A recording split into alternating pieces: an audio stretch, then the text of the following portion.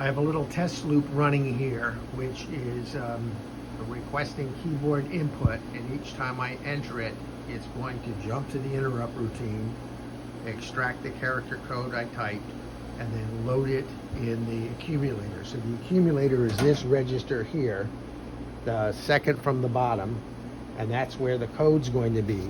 And the format of the code is the 12 row of the card is bit 0 on the left, then row 11, row 0, all the way through bit 11. So when you look at this, you're basically looking at the 12 row, 11 row, 0 row, 1, all the way to 9, and that will be irrelevant.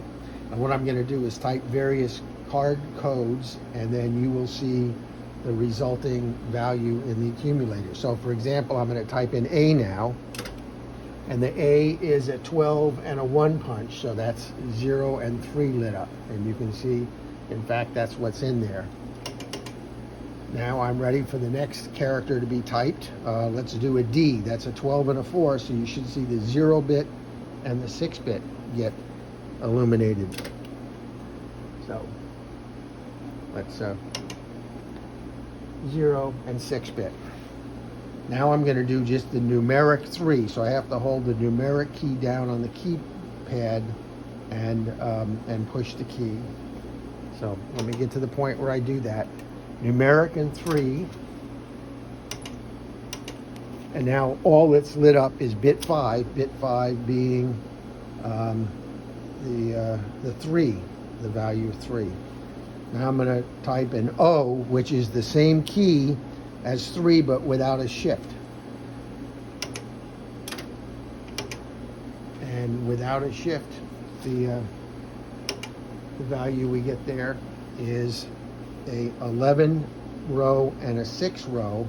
That is a 1 plus 8 in the accumulator. Now a couple of special characters. So I'm going to type the asterisk, which is the row 11, row 4, row 8, that is 1, 6, and 10 bits on. So 1, 6, and 10 bits are on.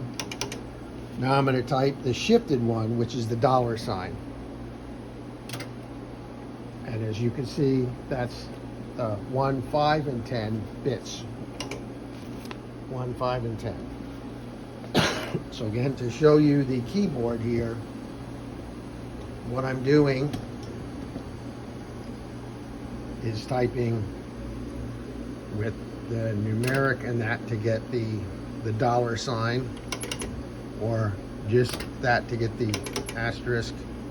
And you can see the keyboard select goes on until I type a character like H, and then it has been read by the system and is ready to go.